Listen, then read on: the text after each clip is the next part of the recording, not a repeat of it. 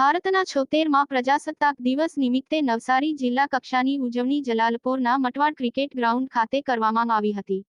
મંત્રી મુકેશભાઈ પટેલના હસ્તે ધ્વજવંદન કરવામાં આવ્યું હતું. નવસારી જિલ્લાની પ્રગતિમાં યશસ્વી યોગદાન અને ઉત્કૃષ્ટ કામગીરી બદલ પ્રજાસત્તાક પર્વે મંત્રી મુકેશભાઈ પટેલના હસ્તે જિલ્લા રમત વિકાસ અધિકારી અલ્પેશ પટેલને ઉત્કૃષ્ટતા પ્રમાણપત્ર એનાયત કરી તેમની કામગીરીને બિરદાવી હતી. ગણદેવી તાલુકા કક્ષાનો ધ્વજવંદન કાર્યક્રમ ખાપરિયા ગામે કરાયો હતો.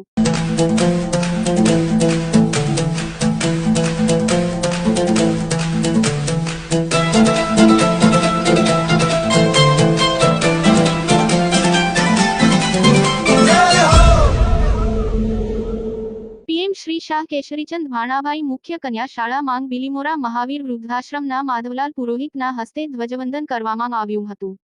ગણદેવી દમણિયા સાર્વજનિક હોસ્પિટલમાં 76મા પ્રજાસત્તાક પર્વની શાનદાર ઉજવણી કરાઈ હતી. દમણિયા હોસ્પિટલ પરિવારે શ્રીમતી પૂર્ણિમાબેન અને દેવીદાસભાઈ ક્ષત્રિયની ઉપસ્થિતિમાં ધ્વજવંદન કરી સલામી આપી દેશભક્તિના રંગે રંગાયું હતું. 76મા પ્રજાસત્તાક પર્વે આંતલિયા વુડ પેપર પ્રાથમિક શાળા પરિસરમાં સરપંચ જયેશ પટેલ અને અગ્રણીઓની હાજરીમાં આન બાન અને શાન સાથે ધ્વજવંદન કરવામાં આવ્યું હતું. ગણદેવી નગરપાલિકા પરિસરમાં પ્રમુખ ભાવેશ પટેલ અને અગ્રણીઓની હાજરીમાં આન બાન અને શાન સાથે ધ્વજવંદન કરવામાં આવ્યું હતું.